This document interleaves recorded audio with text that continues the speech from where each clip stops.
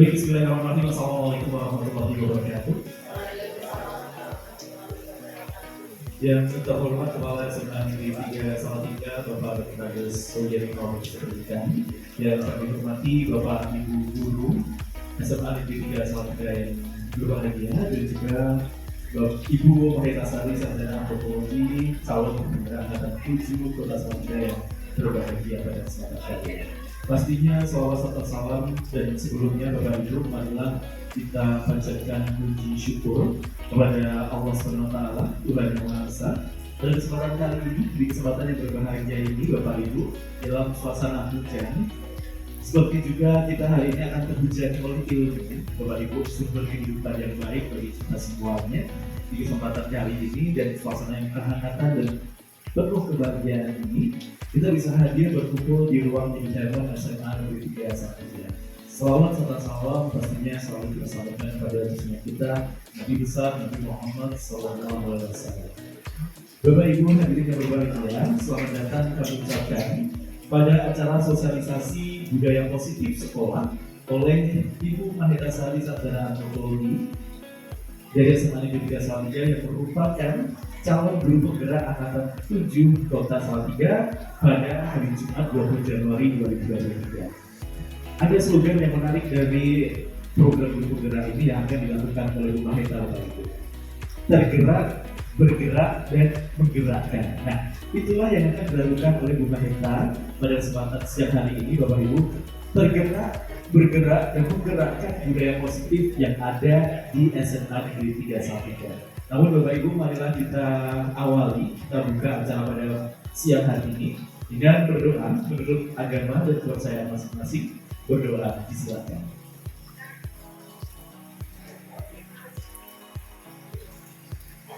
Amin. Selanjutnya Bapak Ibu, kita akan simak bersama sambutan dari Kepala SMA Negeri 3 Salatiga yang terhormat Bapak Dr. Suyeni Komisi Pendidikan kami silakan.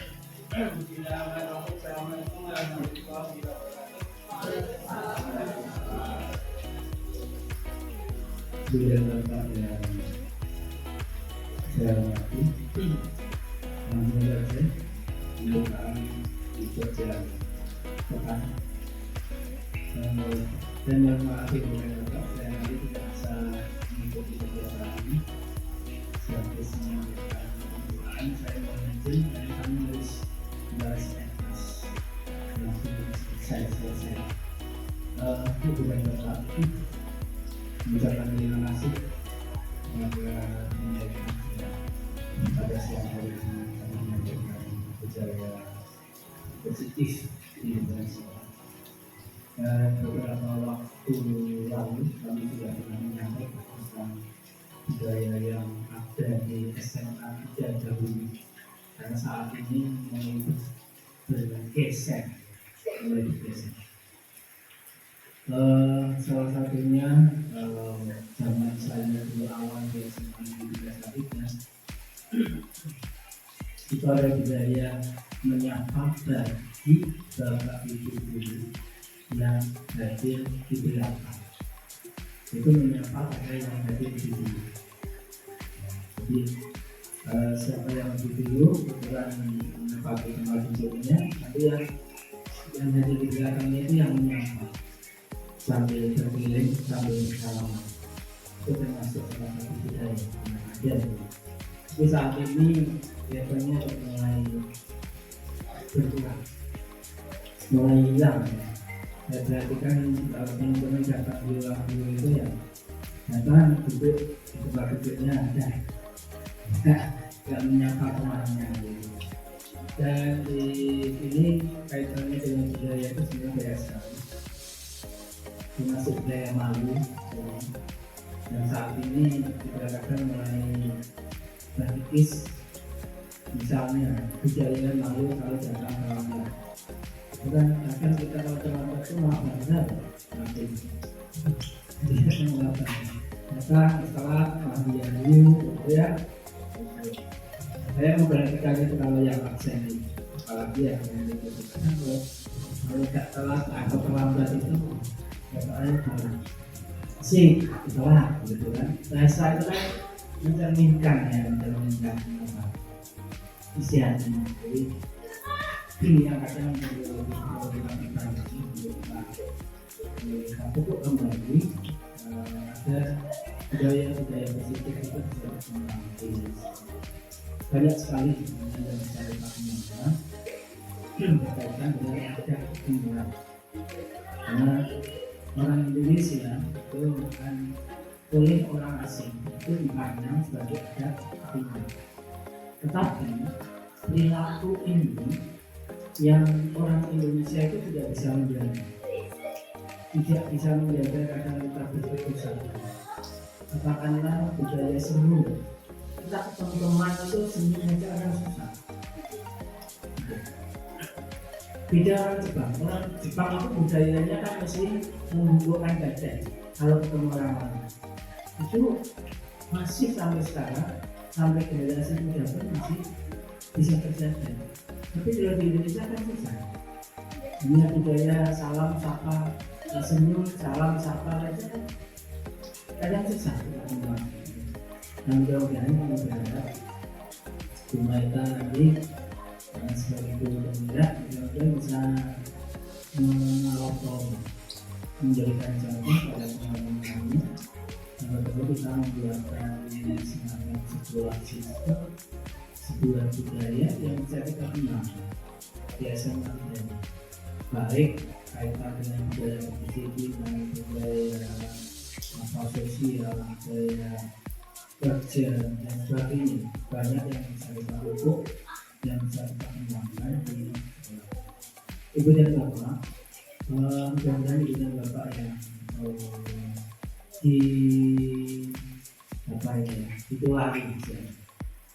lari tentang budaya positif di dalam program kita. Ini mudah-mudahan bisa nanti sosialisasikan sekaligus bisa mendefinisikan kepada teman-teman lain, dan nanti budaya sekolah itu bisa terwujud di SMA di SMA. Ibu dan Bapak ke depan Ibu Maita ini perlu dicontoh sebagai yang pertama, karena memang untuk syarat menjadi kepala sekolah itu salah satu syarat yang harus dipunyai adalah punya sertifikat guru dan BK. Selama tidak punya sertifikat guru dan BK itu tidak akan bisa. Tapi hanya salah satu syarat saja. Karena saat ini ada syarat yang dimunculkan kembali, yaitu tentang pengalaman manajerial minimal 2 tahun. Kalau syarat ini tidak terpenuhi tidak bisa juga. Jadi meskipun punya sertifikat saja, tapi kalau pengalaman sebagai manajerial yang tidak punya, tidak akan bisa. Depan akan semakin berlanjut. Jadi guru pembela yang super mudah itu hanya angkatan pertama.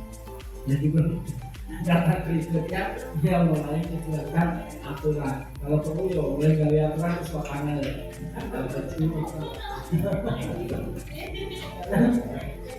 Ya, karena yang mungkin prinsip orang Indonesia itu kalau memang bisa dipersulit kenapa mudah.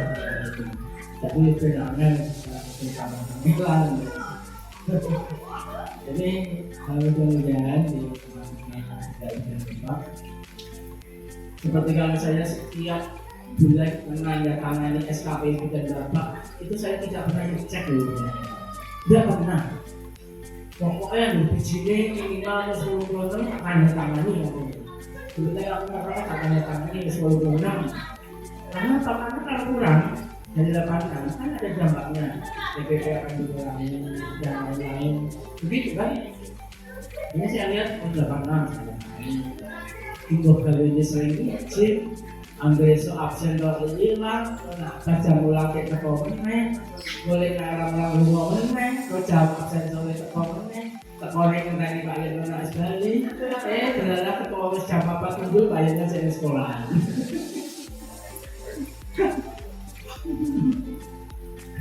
Itu lah. Tapi ya tangan juga bukan. Saya tidak pernah wah itu kakek mau berenang, nah kan gitu ya. Apa yang sudah bapak latih, kenapa kok harus mempersulit gitu ya.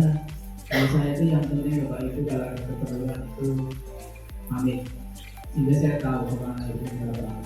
Kalau ada apa-apa itu saya juga tahu, tadi izin saya gitu. Karena kita nggak tahu ya akan perjalanan itu yang berharap sih kita sih selalu selamat sehat kan begitu. Itu perjalanan kan ada nggak tahu kenapa, karena kita naik kendaraan di jalan raya itu keselamatan kita cuma 50%, tidak 100%. 50%-nya ditentukan kawan yang berkendara.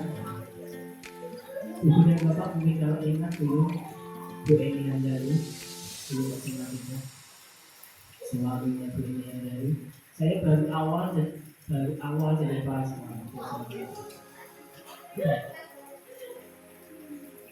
tiba-tiba pagi-pagi saya ditelepon Bu Eni, saya kecelakaan, saya ditolong. Itu padahal yang salah suaminya Bu Eni Handari.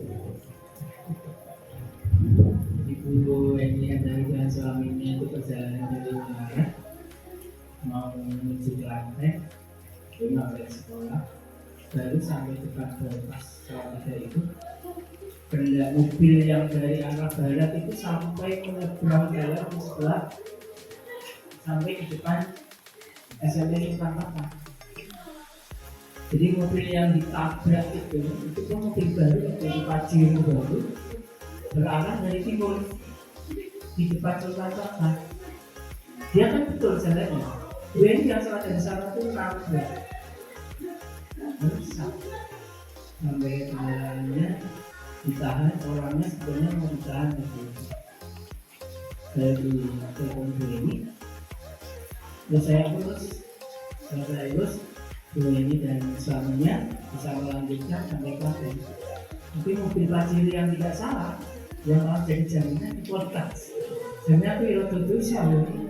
Aku waktu itu pilih bisa berarti konsol sakit ya wes aku akhirnya Poltasnya itu malah gue ini yang salah tapi dilepas, yang betul itu malah jadi rusak. Akhirnya tapi dosa lagi ya sebetulnya. Itu aku kesana ya benar ya pertimbangannya.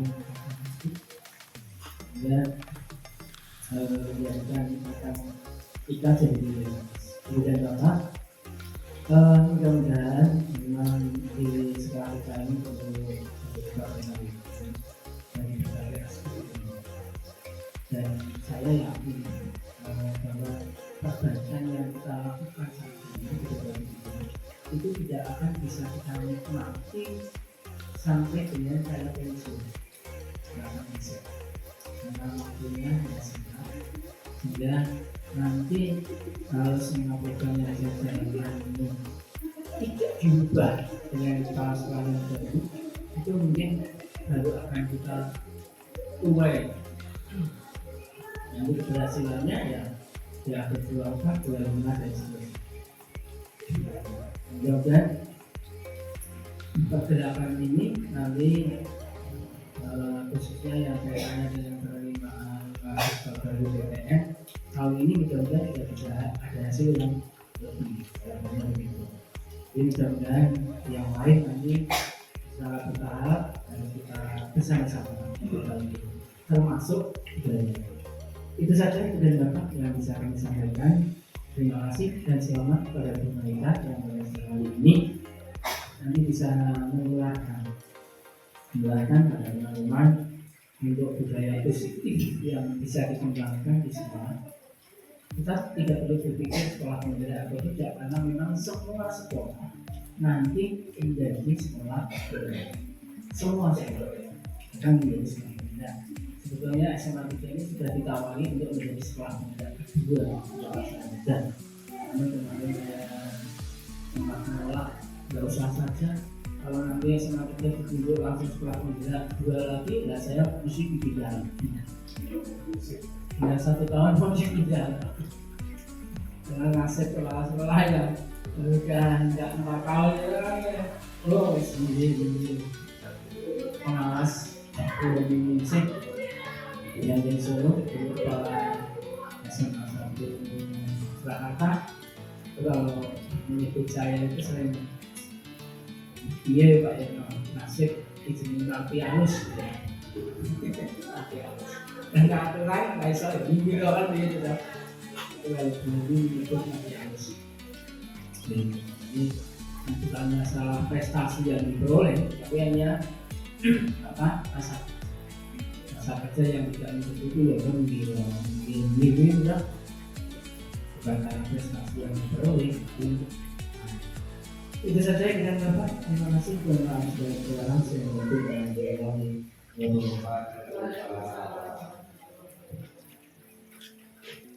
Baik, terima kasih kepada Kepala SMA 3 Bapak Dr. Rizky Pendidikan atas membuka dan juga memberikan sambutan pada sosialisasi budaya positif di kesempatan kali ini. Terima kasih kepada Pak Sino. Bapak Ibu, langsung saja kita bisa mulai untuk pemaparan kali ini akan dimulai oleh Bu Maheta. Kemudian setelah memberikan setelah Bu Maheta memberikan informasi atau sosialisasi mengenai budaya positif sekolah, kami memberi kesempatan kepada Bapak Ibu semuanya untuk bertanya atau berdiskusi kepada Bu Maheta.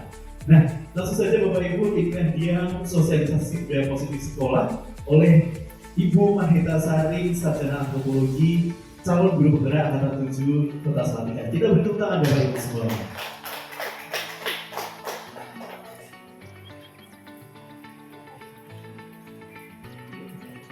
Assalamualaikum warahmatullahi wabarakatuh. Ya, selamat siang Bapak Ibu semuanya. Bagaimana kabar Bapak Ibu hari ini? Baik ya. Tadi siang kita sudah senam pelajar Pancasila ya. Nah, otomatis hari ini kita harus tetap semangat ya setelah gelar karya P5 ya. Oke, sebelumnya yang terhormat Bapak Dr. Andes Suyitno, Magister Pendidikan. Yang terhormat Bapak Ibu guru semuanya, terima kasih atas kehadiran dan partisipasinya dalam kegiatan sosialisasi budaya positif sekolah. Kenapa saya melakukan sosialisasi budaya positif ya? Bukan hanya sekedar tugas saya sebagai calon guru penggerak angkatan 7, namun di sini saya memiliki misi ya, kita di sini bersama-sama ya menegakkan budaya positif di sekolah ya, supaya menciptakan lingkungan yang kondusif ya, aman dan damai. Tujuan sosialisasi budaya positif sekolah yang pertama yaitu menumbuhkan budaya positif dengan keyakinan kelas. Yang kedua, menumbuhkan nilai-nilai profil pelajar Pancasila pada diri peserta didik. Yang ketiga, menciptakan lingkungan sekolah yang bersih, sehat, asri, dan nyaman. Ini tujuan sosialisasi budaya positif sekolah ya. Sebelum kita masuk ke materi, saya mau menanyakan ke Bapak Ibu guru semua ya.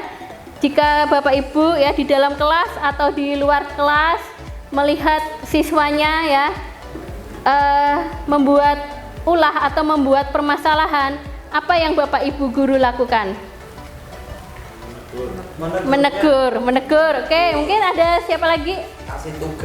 Dikasih tugas ya. Diberi peringatan ya. Atau ada dengan suara yang keras meninggi? Ya, masih. Oke. Nah. Ya. Oke, nah sekarang nanti kita belajar ya bagaimana kita bekerja sama dengan anak ya dalam menangani permasalahan anak ya. Oke. Next. Nah, sebelumnya apa itu budaya positif ya? Budaya positif di sekolah yaitu nilai-nilai dan kebiasaan di sekolah yang berpihak pada peserta didik agar mereka dapat berkembang menjadi pribadi yang kritis, penuh hormat, dan bertanggung jawab. tujuan adanya budaya positif ini apa? Yaitu menanamkan motivasi intrinsik. Ya. Motivasi intrinsik yaitu motivasi dari dalam atau luar. Intrinsik dari dalam, maksudnya dari dalam diri siswa tersebut. Ya. Kemudian agar murid ini menjadi orang yang mereka inginkan dan menghargai dirinya sendiri dengan nilai-nilai yang mereka percaya. Nah, dengan adanya motivasi dari dalam atau intrinsik ini bisa berjangka panjang, ya. Berbeda dengan motivasi eksternal, yaitu seperti dari guru, orang tua atau orang lain, ya. Jangan merokok gitu. Nah, itu istilahnya teguran dari luar. Nah, itu pasti nanti hanya jangka pendek. Pasti si anak itu nanti akan mengulang-ulanginya lagi, ya. Kemudian anak akan tetap berperilaku baik dan berlandaskan nilai-nilai kebajikan karena mereka ingin menjadi pribadi yang dihargai. Oke, nah sekarang adanya perubahan paradigma, yaitu stimulus respon menjadi teori kontrol. Maksudnya stimulus respon yaitu apa? Si anak itu dikendalikan oleh orang lain karena adanya stimulus itu rangsangan, ya, mama teguran. Nah, respon pasti anak itu akan merespon. Nah, berbeda dengan teori kontrol. Itu adalah yang mengendalikan dirinya sendiri, yang mengendalikan anaknya. Nah, itu perubahan paradigma dari stimulus respon ke teori kontrol. Next. Oke. Nah, Dr. William Glasser dalam kontrol teori yang kemudian hari berkembang dan dinamakan choice teori atau teori pilihan ini meluruskan beberapa miskonsepsi mengenai teori kontrol. Yang pertama yaitu ilusi guru mengontrol murid, ya. Nah, ilusi guru mengontrol murid, ya, di sini yaitu guru memberi atau membuat paksaan kepada siswa tersebut dan siswa tersebut wajib atau harus melakukan, padahal dalam dirinya siswa sendiri itu sebetulnya memberontak, ya. Kemudian yang kedua, ilusi bahwa semua penguatan positif, efektif dan bermanfaat. Nah, kadang kita juga sering memberi pujian kepada siswa, ya. Wah, nilai kamu bagus, ya. Wah, prestasi kamu semakin meningkat, ya. Nah, membuat penguatan positif ini justru murid itu akan berperilaku baik jika diberi penguatan atau pujian, ya. Sehingga apa? Untuk berbuat baik yaitu diberi penguatan berulang-ulang. Nah, hal itu berarti apa? Si murid itu kan tergantung, ya, dengan penguatan positif dari gurunya. Yang ketiga, ilusi bahwa kritik dan membuat orang merasa bersalah dapat menguatkan karakter. Nah, ini kadang kita sering memberi kritik kepada siswa, sering memberi label pada siswa, ya, label-label negatif. Meskipun suaranya halus, tapi apa? Kadang ada kata-kata yang negatif. Ya. Nah, itu justru apa? Membuat murid itu identitasnya gagal. Dia kecewa, dia pesimis, seperti itu. Dan yang kelima, ilusi bahwa orang dewasa memiliki hak untuk memaksa. Nah, ini biasanya orang dewasa ini selalu memaksa, ya, kepada siswanya untuk mengikuti kemauannya. Next. Oke. Nah, ini ya stimulus respon dengan teori kontrol. Bedanya kalau stimulus respon di sini menganggap bahwa kebutuhan kita tuh sama, ya. Kemudian kalau teori kontrol bahwa kebutuhan anak itu beda-beda, ya. Nanti kita membahas mengenai kebutuhan dasar manusia. Kemudian stimulus respon yang kedua, semua orang melihat hal yang sama. Kemudian kalau teori kontrol, setiap orang memiliki gambaran yang berbeda, ya. Seperti anak-anak itu kan memiliki pemikiran, ya, atau imaji yang berbeda-beda, ya. Seperti itu. Terus yang kemudian yang ketiga, kita mencoba mengubah orang agar berpandangan sama dengan kita. Berarti ini memaksa, ya. Kemudian yang keempat, semua perilaku memiliki tujuan. Ini teori kontrol. Kemudian stimulus respon, orang lain bisa mengontrol saya, sedangkan teori kontrol yaitu hanya ada yang bisa mengontrol diri Anda. Yang terakhir, stimulus respon, modelnya berpikir menang kalah. Ya, kadang kita ya ngandani anak, gue kudu manut ya, supaya kita itu guru itu posisinya menang. Ya, sedangkan si siswa kalah ya. Padahal kalau dalam teori kontrol, model berpikirnya menang-menang. Berarti di sini antara siswa dan guru menang-menang semua. Jadi kita mencari solusi permasalahan itu secara bersama-sama ya. Next. Nah, sekarang makna disiplin. Nah, menurut Bapak Ibu, biasanya disiplin itu dikaitkan dengan apa? Aturan, apalagi? Tanggung jawab, taat. Nah, oke, sekarang kita masuk ke makna disiplin ya. Menurut pandangan Diane Goosen, bahwa Diane menyatakan bahwa arti kata disiplin berasal dari kata bahasa Latin disciplina yang artinya belajar ya.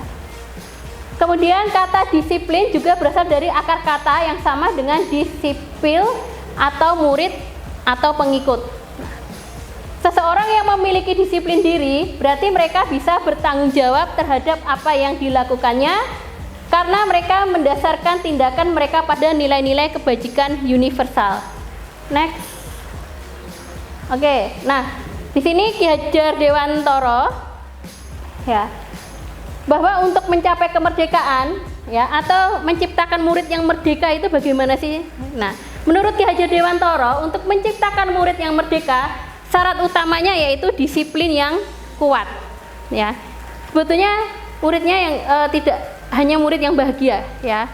Sebetulnya murid itu kan juga tidak butuh guru yang sempurna, tapi murid itu butuh guru yang bahagia ya. Kadang masuk kelas kita di rumah punya masalah, punya apa, merengut gitu, pasti auranya itu istilahnya ya negatif menyebar ke murid-murid kita ya. Wis wajah ditekuk gitu, seperti itu. Oke, selanjutnya disiplin yang dimaksud adalah disiplin diri yang memiliki motivasi internal ya. Jika kita tidak memiliki motivasi internal, maka kita memerlukan pihak lain untuk mendisiplinkan. Nah, ini disebut motivasi eksternal. Next. Oke. Nah, dalam rangka menciptakan lingkungan yang positif, maka setiap warga sekolah, pemangku kepentingan seperti komite, orang tua, dinas pendidikan ya, perlu saling mendukung, menghayati dan menerapkan nilai-nilai kebajikan yang disepakati bersama ya. Nah, tujuan mulia dari disiplin positif ini yaitu agar terbentuk murid-murid yang berkarakter, berdisiplin, santun, jujur, peduli, bertanggung jawab, dan merupakan pembelajar sepanjang hayat. Jadi nilai-nilai kebajikan ini tidak mengenal latar belakang agama kita apa, suku kita apa, bahasa kita apa, ya. Nah, ini adalah nilai-nilai kebajikan universal. Nah, salah satunya yang sekarang sering digunakan yaitu profil pelajar Pancasila. Nah, Bapak Ibu guru sini semua ya, apakah di dalam pembelajaran sudah mengintegrasikan profil pelajar Pancasila? Nah, oke. Bagaimana Bapak Ibu dalam mengintegrasikan profil pelajar Pancasila?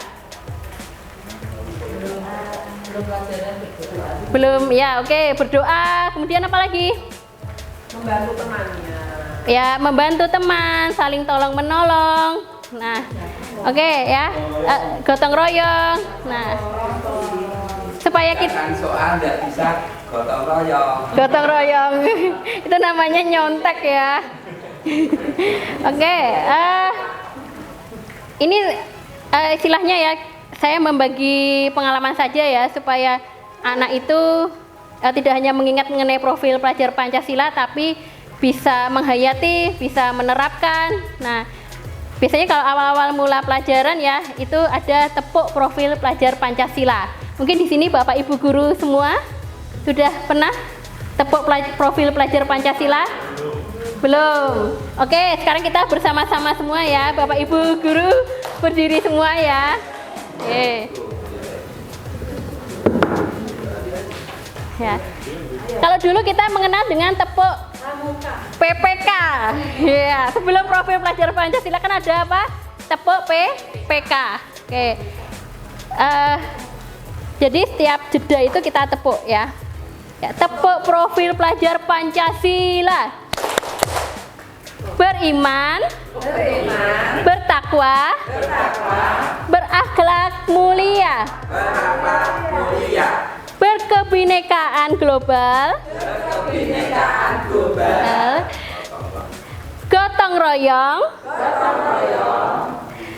mandiri, bernalar kritis, kreatif, yo. Nah, oke, ulangi satu kali lagi ya. Ya, oke. Nanti bisa untuk supaya anak-anak bisa itu ya, tahu tentang profil pelajar Pancasila. Oke. Ulangi, kita mulai ya. 1, 2, 3. Tepuk profil pelajar Pancasila. Beriman, bertakwa, berakhlak mulia, berkebinekaan global, gotong royong, mandiri, kritis, kreatif, yo. Nah, ya oke, besok bisa diterapkan di kelasnya masing-masing ya, meskipun nanti ya Pak. Nah, besok kalau profil pelajar Pancasila ini tidak hanya diterapkan dalam kelas 10 atau kurikulum Merdeka Belajar, tapi bisa juga diterapkan di kelas 11, 12 ya. Oke, next. Nah, sekarang teori motivasi perilaku manusia ya. Manusia melakukan sesuatu pasti ada tujuannya. Nah, ini ada motivasi ya. Yang pertama yaitu untuk menghindari ketidaknyamanan atau hukuman ya. Tadi seperti diceritakan Bapak Kepala Sekolah ya, kadang kita absen gitu, nunggu Pak Kepala Sekolahnya pulang dulu ya kan, seperti itu, absen pulangnya ya, seperti itu. Nah, ini untuk menghindari ketidaknyamanan atau hukuman ya, maksudnya apa yang terjadi bila saya tidak melakukan hal tersebut ya. Bisa juga saya kena hukuman secara fisik atau hukuman secara verbal. Nah, itu untuk menghindari ketidaknyamanan atau hukuman. Nah, kalau motivasi ini menghindari ketidaknyamanan atau hukuman, ini termasuk motivasi intrinsik atau eksternal. Ya, eksternal ya. Sedangkan yang kedua, untuk mendapatkan imbalan atau penghargaan dari orang lain. Nah, eksternal ya. Itu apa yang saya dapatkan ya kalau saya melakukan hal tersebut. Nah, itu kan berarti mengharapkan penghargaan, mengharapkan pujian, ya, imbalan, seperti itu. Mendapatkan pahala. Oke, yang ketiga yaitu untuk menjadi orang yang mereka inginkan dan menghargai diri sendiri dengan nilai-nilai yang mereka percaya. Nah, ini berarti internal atau eksternal? Internal, berarti dari dalam ya. Jadi menghargai dirinya mereka sendiri. Nah, oke. Next. Nah, sekarang tadi saya tanyakan di awal ya, apa yang Bapak Ibu lakukan ketika anak tersebut bermasalah ya, diberi hukuman. Nah, konsekuensi atau restitusi. Nah, di sini akan dijelaskan. Hukuman. Nah, ciri-ciri hukuman itu biasanya tidak direncanakan atau tiba-tiba. Murid tidak tahu apa yang terjadi dan tidak dilibatkan. Kemudian hukuman hanya bersifat satu arah. Kadang umpama anak tersebut bermasalah, kita tidak tanyakan kenapa sih nak kamu melakukan hal tersebut ya. Jadi tiba-tiba kita kasih hukuman ya. Kemudian tanpa suatu kesepakatan. Nah, biasanya hukuman itu bisa berupa fisik, psikis ya, baik dengan kata-kata ya, seperti itu. Lanjut. Sekarang konsekuensi. Nah, kalau konsekuensi itu kalau bahasa Indonesianya apa lebih artinya apa, Pak? Akibat yang diterima. Nah, konsekuensi ini sudah terencana atau sudah disepakati oleh murid dan guru. Berarti sudah adanya kesepakatan ya. Kemudian yang kedua, konsekuensi dibuat oleh pihak guru dan murid sudah mengetahui sebelumnya. Yang ketiga, konsekuensi yang akan diterima bila ada pelanggaran. Kemudian yang keempat, murid tetap dibuat tidak nyaman untuk jangka waktu pendek. Dan biasanya diberikan berdasarkan suatu data yang umumnya dapat diukur. Nah, dulu kalau dalam kurikulum 2013 kan ada penilaian sikap itu ya, ada data yang diukur, kita catat ya kan, umpama anak ini tidak hanya berbuat negatif ya, tapi juga yang positifnya, umpama datang tepat waktu ya. Itu dulu penilaian ke-13 sangat detail sekali ya, penilaian datanya itu, observasinya. Oke, next. Nah, sekarang Bapak Ibu saya mau tanya ya, ini termasuk hukuman atau konsekuensi ya. Yang pertama ya, mencatat 100 kali di dalam buku kalimat saya tidak akan terlambat lagi. Nah, ini terjadi karena terlambat sekolah. Ini termasuk hukuman. Kemudian yang kedua, lari mengelilingi lapangan basket 2 kali karena terlambat hadir di sekolah. Hukuman. Yang ketiga, membersihkan coretan yang dibuatnya di meja tulis. Konsekuensi. Karena ini nggak disengaja ya. Disengaja atau membersihkan coretan? Sengaja. Bisa ya dibuat berarti. Sengaja ya. Oke. Yang keempat, murid diminta push up 15 kali karena tidak menggunakan masker ke sekolah. Hukuman. Kemudian menggantikan kertas tugas teman yang telah dicoret-coret. Konsekuensi. Kemudian berjemur di lapangan basket pukul 12 siang karena mengobrol dengan teman. Hukuman. Oke, lanjut. Murid diminta bertelanjang kaki sepanjang hari karena tidak menggunakan sepatu warna hitam sesuai peraturan sekolah.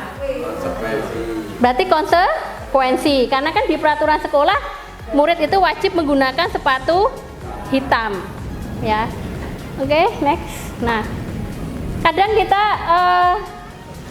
kalau melihat memaknai penghargaan itu ibaratnya kesenangan ya, terus istilahnya kesenangan, kemudian keberkahan, kemudian berarti bahwa kesuksesan seperti itu. Nah, ternyata penghargaan itu ibaratnya sama juga halnya seperti dihukum ya. Nah, penghargaan itu menghukum mereka yang tidak mendapatkan penghargaan. Misalnya dengan sistem ranking. Nah, mereka umpama yang tidak masuk 10 besar atau tidak ranking 1 ya, itu akan merasa paling dihukum ya. Apalagi kalau rankingnya kayak dewe ya itu. Nah, itu jadi kan ibaratnya yang satu mendapatkan penghargaan, yang satu istilahnya kayak seolah-olah dihukum ya. Nah, untungnya di kurikulum Merdeka ini ya, ini tidak ada perankingan ya. Kita lebih ke arah juga adanya deskripsi tiap siswa ya. Kemudian memberikan penghargaan dan hukuman adalah hal yang sama karena keduanya mencoba mengendalikan perilaku seseorang. Kemudian orang pada dasarnya tidak suka dikendalikan dalam jangka waktu lama. Jadi penghargaan itu terlihat sebagai hukuman. Jika suatu penghargaan diharapkan, namun Anda tidak mendapatkannya, Anda merasa dihukum. Ya. Nah, itu dihukum oleh penghargaan. Ya. Oke, next. Nah, tadi ada hukuman, konsekuensi. Sekarang yang ketiga yaitu restitusi. Ya, di sini yaitu sebuah cara menanamkan disiplin positif pada murid. Ya. Jadi restitusi adalah proses menciptakan kondisi bagi murid untuk memperbaiki kesalahan mereka sehingga mereka bisa kembali pada kelompok mereka dengan karakter yang lebih kuat. Atau restitusi juga merupakan proses kolaboratif antara guru dengan murid ya. Di sini murid untuk mencari solusi masalah dan membantu murid berpikir tentang orang seperti apa yang mereka inginkan dan bagaimana mereka harus memperlakukan orang lain. Next. Ciri-ciri restitusi, ya. Nah, jadi kalau restitusi itu ibaratnya yaitu proses kolaboratif ya antara guru dan murid untuk mencari solusi masalah, ya. Nah, di sini yang pertama bukan untuk menebus kesalahan, namun untuk belajar dari kesalahan. Yang kedua yaitu memperbaiki hubungan. Nah, tadi mama anak yang sering dibully di kelasnya ya, atau anak yang suka membuli. Nah, itu nanti bisa istilahnya solidaritasnya ya terjaga kembali. Dan yang ketiga, restitusi ini adalah tawaran, bukan paksaan. Yang keempat, restitusi menuntun untuk melihat ke dalam diri. Jadi motivasi intrinsiknya itu supaya bisa muncul. Dan yang kelima, restitusi mencari kebutuhan dasar yang mendasari tindakan. Nah, nanti kita bahas ya mengenai kebutuhan dasar manusia itu apa saja. Kemudian yang keenam, restitusi diri adalah cara yang paling baik untuk memperbaiki diri. Yang ketujuh, restitusi fokus pada karakter, bukan tindakan. Yang kedelapan, restitusi fokus pada solusi. Yang terakhir yaitu restitusi mengembalikan murid yang berbuat salah pada kelompoknya. Nah, Bapak Ibu, di sini ada yang wali kelas? Ada. Nah, biasanya ini sebelum sesudah tahun ajaran baru ya, awal tahun ajaran baru, ini istilahnya bukan tata tertib atau gimana ya. Kenapa kok keyakinan kelas, bukan peraturan kelas? Kenapa? Kenapa kok keyakinan kelas? Biar yakin, oke. Biar orang mentaatinya. Nah, tadi kita kan sudah membahas nilai-nilai kebajikan universal ya. Jadi maksudnya kenapa kok kita menggunakan keyakinan kelas, bukan peraturan kelas, yaitu bahwa di sini keyakinan kelas itu mengandung nilai-nilai kebajikan ya yang bisa mereka hargai ya. Karena apa? Keyakinan kelas ini yang buat ya mereka sendiri ya. Jadi kolaborasi antara guru dan murid ya. Jadi bukan gurunya saja. Oke. Nah, next. Nah, bagaimana cara membuat keyakinan kelas ya? Yang pertama saya membagikan kertas stick note dulu atau memo note itu loh ya. Tiap-tiap anak ya.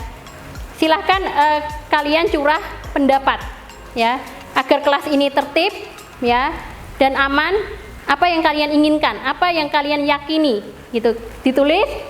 Kemudian setelah ditulis, setiap anak ya ada yang menulis tidak membuli temannya, kemudian tidak merusak properti kelas, kemudian datang tepat waktu. Nah, kata-kata itu kalau dalam keyakinan kelas itu diganti dengan kalimat-kalimat yang positif ya.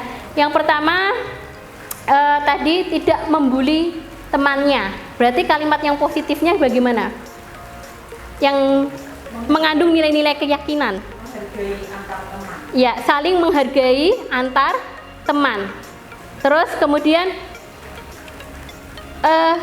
tidak merusak properti kelas. Itu kita ganti apa keyakinan kelasnya? Merawat. Ya, merawat atau menjaga ya. Ya. Terus umpama piket yang melanggar piket didenda. Nah, itu biasanya kita ganti kata-kata apa? Ya.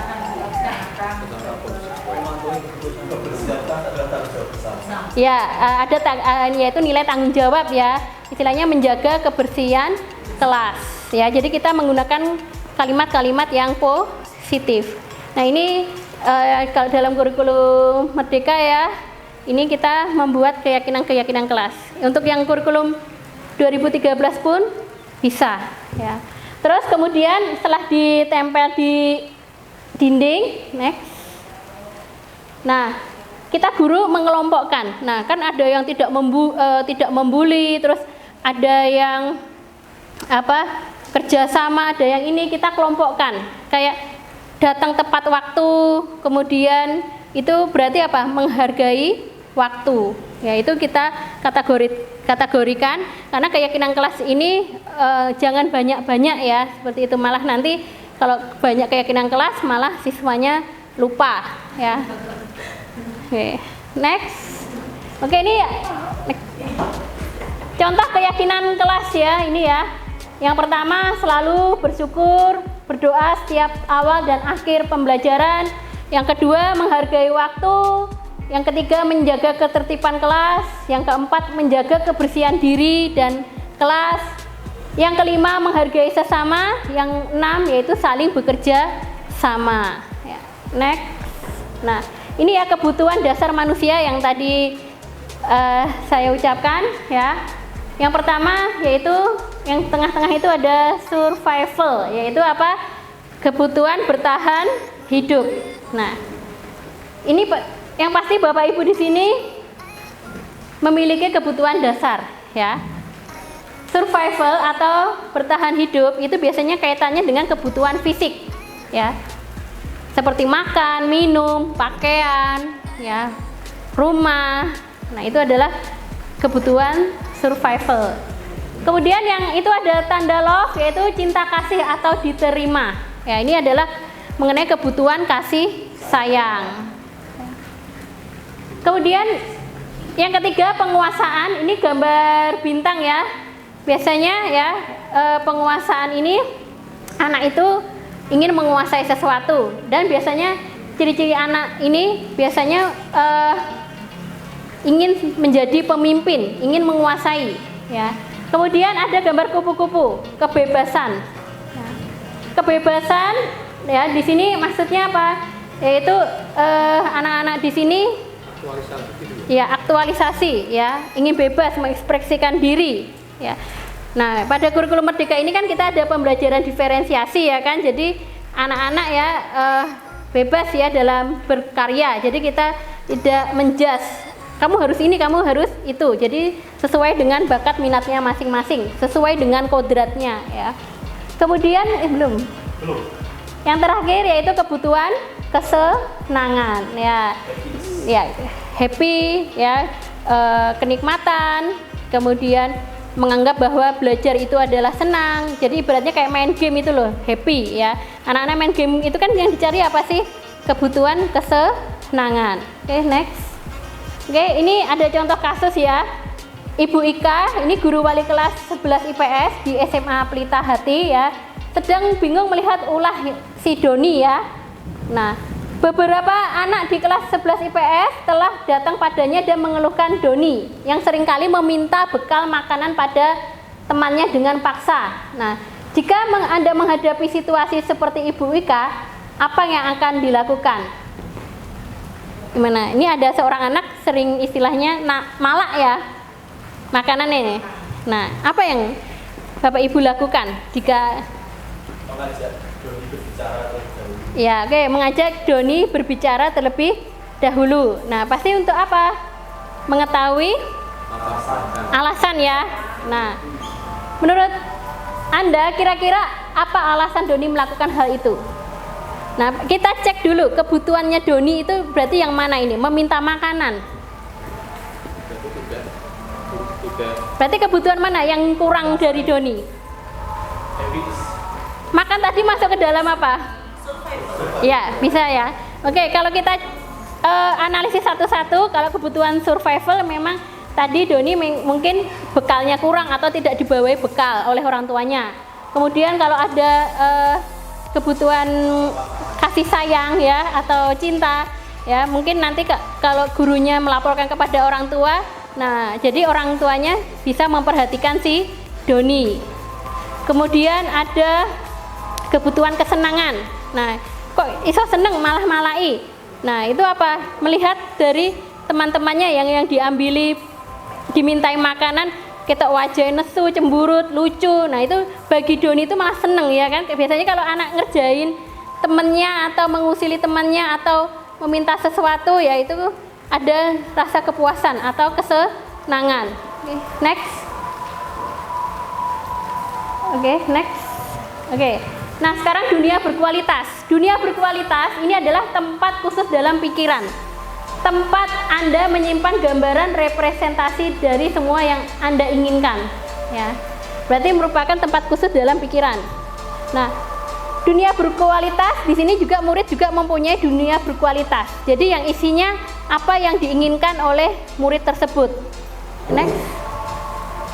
Oke, nah sekarang ini 5 posisi kontrol. Nah, kita sebagai guru, kita posisi kita di mana? Yang pertama, posisi penghukum.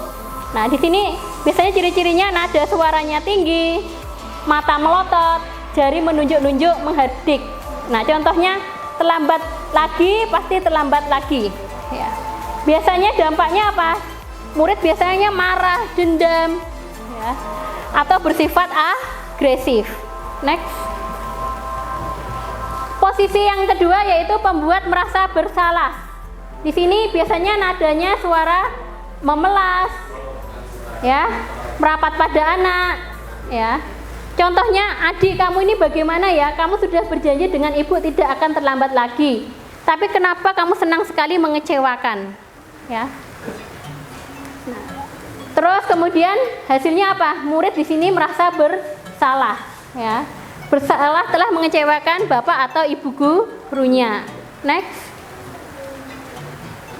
Yang ketiga yaitu posisi teman. Di sini ada nada suara ramah, akrab, bercanda, bahasa tubuh merapat pada mata, terus mata dan senyum jenaka. Contoh kalimatnya kalau posisi teman, Adi, ayolah bagaimana sih kamu kemarin kamu sudah janji ke bapak, bukan?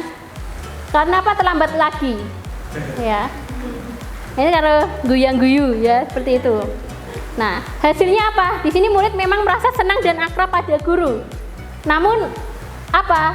Murid menjadi tergantung pada guru tersebut. Bila ada masalah, dia merasa bisa mengandalkan guru untuk membantunya. Yang terakhir, posisi yang terakhir, ini yang keempat, yaitu pemantau. Nada suaranya datar, bahasa tubuhnya formal, ya. Guru, ini contohnya, Adi tahukah jam berapa kita mulai? Adi, tahu Pak, guru kamu terlambat 15 menit. Apakah kamu sudah mengerti konsekuensi yang harus dilakukan bila terlambat? Nah, paham Pak, saya harus tinggal kelas pada jam istirahat nanti dan mengerjakan tugas ketertinggalan saya. Guru, ya benar, nanti pada saat jam istirahat kamu harus tinggal di kelas untuk menyelesaikan tugas yang tertinggal tadi. Ya, itu adalah posisi guru sebagai pemantau. Ya. Sekarang yang terakhir yaitu manajer. Nah, di sini nada suaranya tulus, bahasa tubuh tidak kaku, kemudian mendekat kepada murid, ya. Nah, biasanya di sini fokusnya pada murid, bukan untuk membahagiakan guru atau orang tua. Di sini murid sudah mengetahui masalahnya.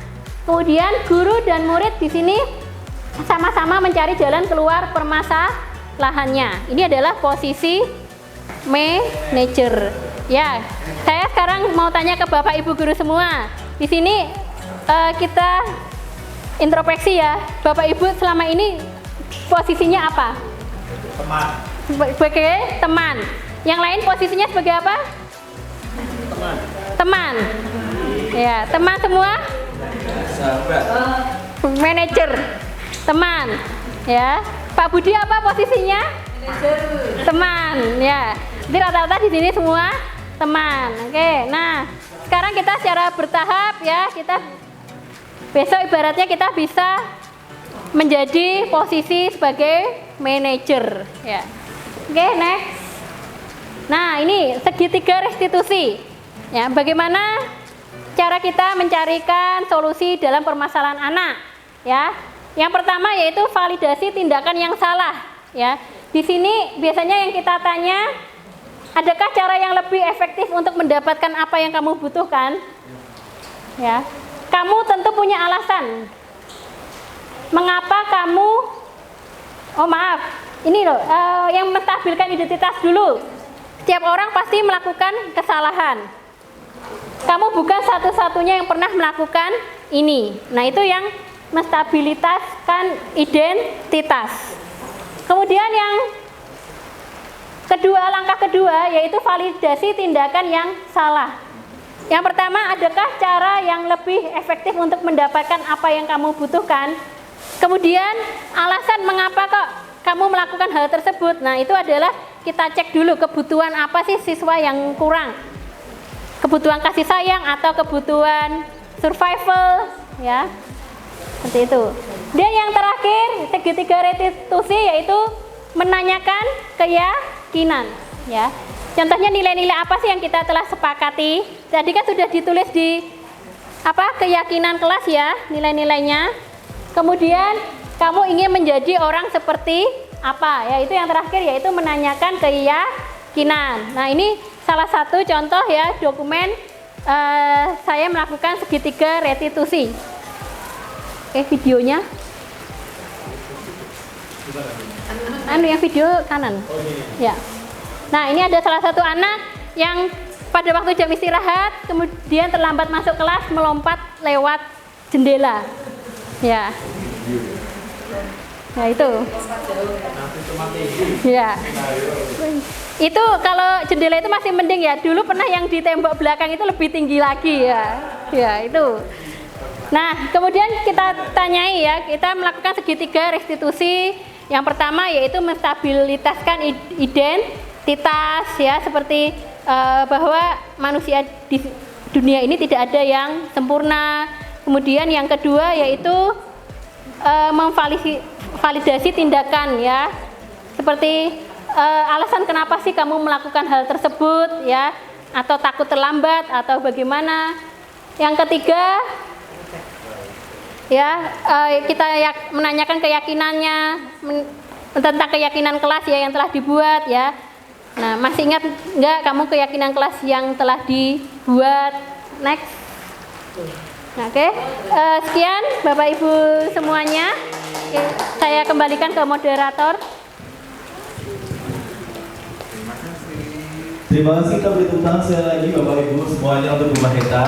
Wah, sudah ada budaya positif bersama siswa atau murid ya Bapak Ibu ya, mulai dari konsekuensi, hukuman, dan memosisikan diri sebagai apa ya Bu ya, di murid, apakah teman, manajer, atau pemantau dan lain sebagainya. Monggo Bapak Ibu yang ingin bertanya, kami berikan kesempatan untuk bertanya. Iya, mari. Siap Bapak Ibu, ada yang ingin bertanya? Silakan angkat tangan. Bapak Ibu? Oke, monggo berdiri Bu Yani. Bisa maju. Ya. Coba cangkang. Untuk penulis cangkang.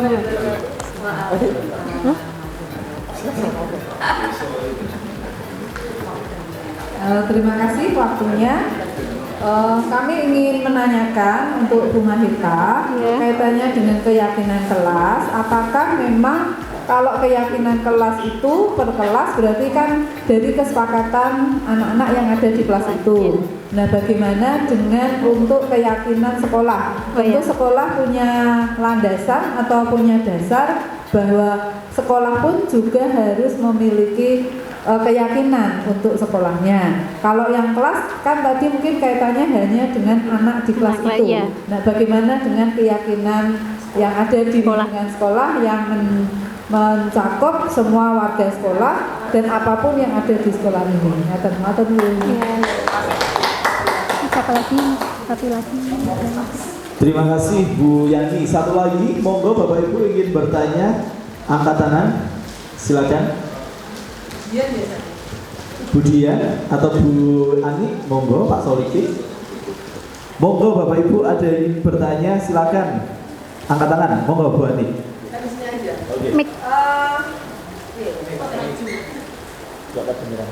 Oke. Saya mau bertanya satu pertanyaan aja Bu Mahita, cukup singkat. Tadi saya di belakang itu sama Bu Dewi sempat bingungan, kok sekarang ada istilah yang namanya keyakinan kelas ini maksudnya apa yo? Nah, tolong jelaskan ke kami apa yang dimaksud dengan keyakinan kelas, apakah termasuk kelas yang PD atau kelas yang kurang PD atau gimana? Terima kasih Bu Mahita.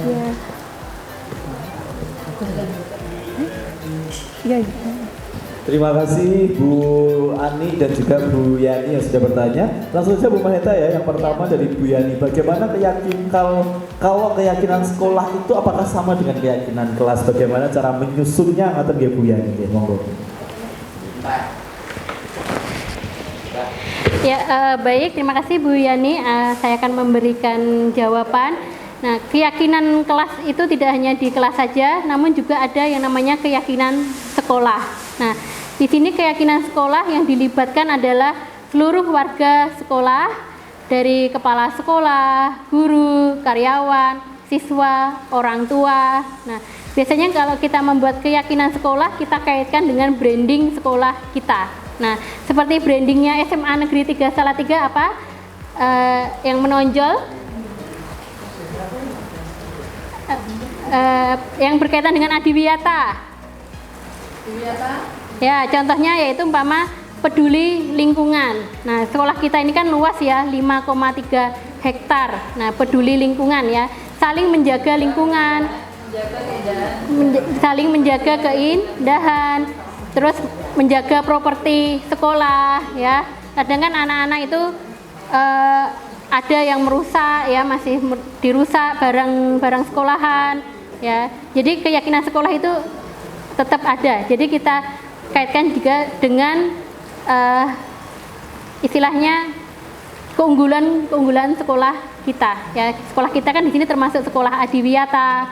Kemudian kita memiliki kelas khusus olahraga. Terus apa lagi? Bapak Ibu, yang keunggulan SMA Negeri 3 Salatiga yang menonjol? Ya, adiwiyata itu ya, lingkungan kita yang sangat luas, literasi ya, yang tiap hari kita lakukan. Nah, itu kita kaitkan. Literasi juga bisa dimasukkan ke dalam keyakinan kelas ya. Oke, untuk pertanyaan selanjutnya Bu Ani ya, saya akan mencoba menjawabnya ya, mengenai apa sih keyakinan kelas itu ya. Keyakinan kelas di sini adalah istilahnya curah pendapat ya dari siswa-siswa ya mengenai aturan ya, atau istilahnya norma-norma apa yang akan dilakukan ya di dalam kelas ya. Jadi nilai-nilai itu bersifat universal, nilai-nilai kebajikan seperti saling menghargai waktu, saling menghargai teman gitu ya. Jadi berbeda dengan peraturan ya. Kalau peraturan kan wajib berseragam OSIS, wajib bersepatu hitam. Nah, itu namanya peraturan. Berbeda dengan keyakinan kelas. Di sini mengandung nilai-nilai kebajikan ya. Nah, yang pasti berlandaskan profil pelajar Pancasila. Selanjutnya udah. Baik Bapak Ibu, sudah paham ya mengenai keyakinan kelas dan juga bagaimana cara menyusun dan melaksanakan keyakinan kelas ya. Ini keyakinan kelas itu adalah sesuatu yang diyakini bersama untuk memajukan atau melangsungkan kegiatan pembelajaran dengan baik, harus diyakini oleh seluruh anggota kelas dan sekolah, seperti itu ya Bu Maheta. Nah, itu adalah salah satu budaya positif yang bisa diterapkan di SMA Negeri 3 Salatiga, terutama di kelas-kelas Bapak Ibu semuanya. Terima kasih Bapak Ibu semuanya. Berarti dengan Bu Maheta menjawab dua pertanyaan tadi, berdiskusi kepada Bapak Ibu, berakhir pula acara pada sosialisasi budaya positif yang dilakukan oleh Bu Maheta Sari, sarjana antropologi, sebagai calon guru penggerak angkatan 7 Kota Salatiga. Terima kasih Bapak Ibu semuanya, terima kasih Bu Maheta, dan salam dari Bu Maheta adalah teruslah tergerak, bergerak dan menggerakkan. Wow, tepuk tangan Bapak Ibu semuanya. Terima kasih. Mohon maaf. Assalamualaikum warahmatullahi wabarakatuh. Waalaikumsalam warahmatullahi wabarakatuh. Terima kasih.